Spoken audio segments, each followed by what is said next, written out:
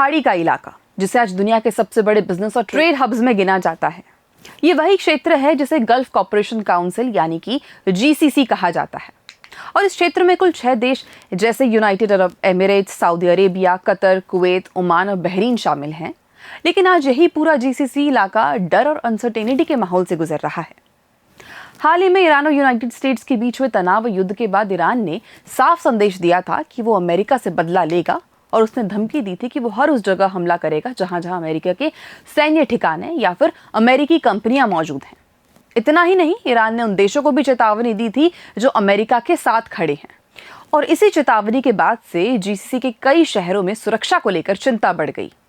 हालात इतने सीरियस है कि सुरक्षा की वजह से शहर के सभी स्कूल्स, नर्सरीज और यूनिवर्सिटीज फिलहाल बंद कर दिए गए हैं।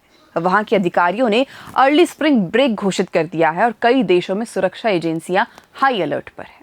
इतना ही नहीं, खाड़ी क्षेत्र के कई बड़े एयरपोर्ट, जिसमें दुनिया का सबसे बिजी दुबई इंटरनेशनल एयरपोर्ट भी आता है, उस पर आज सन्नाटा है। फ्लाइट्स का आना जाना अस्थायी रूप से रोक दिया गया है और एमिरेट्स और फ्लाई दुबई जैसी बड़ी एयरलाइंस ने पैसेंजर्स को साफ कह दिया है कि वो अभी एयरपोर्ट न आए।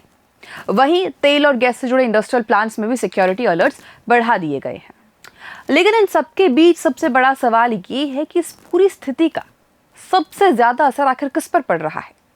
इस पूरी सिचुएशन में सबसे बड़ी मुश्किल उन लोगों के लिए है जो एक बेहतर कल का सपना लेकर अपना देश छोड़कर यहाँ आए थे। आंकड़ों के अनुसार खाड़ी देशों में करीब 88 लाख से ज्यादा भारतीय रहते हैं।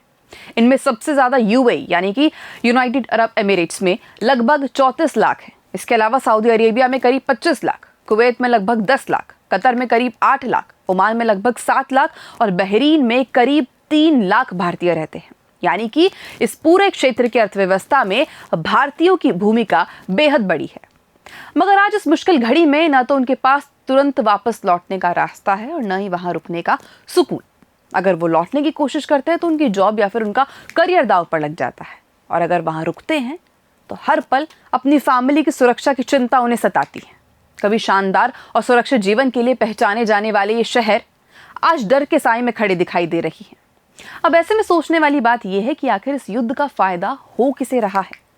क्यों सिर्फ ताकत दिखाने की इस लड़ाई में सबसे बड़ी कीमत उन आम लोगों को चुकानी पड़ती है जिनका ना तो युद्ध से कोई मतलब है और न ही राजनीति से, लेकिन फिर भी उन्हें डर और अनिश्चितता के बीच जीना पड़ रहा है। और अब सबसे बड़ा सवाल ये है कि आखिर ये युद्ध कब तक चलेगा, कब रुकेगा? हम कब तक ऐसे ही मासूम लोगों की मजबूरी और डर की खबरें सुनते रहेंगे? आखिर कब तक वो लोग डर में जीते रहेंगे जिनके अपने जीसीसी के इन शहरों में हैं? और कब तक उनके परिवार हर पल सुरक्षा के लिए प्रार्थना करते रहेंगे?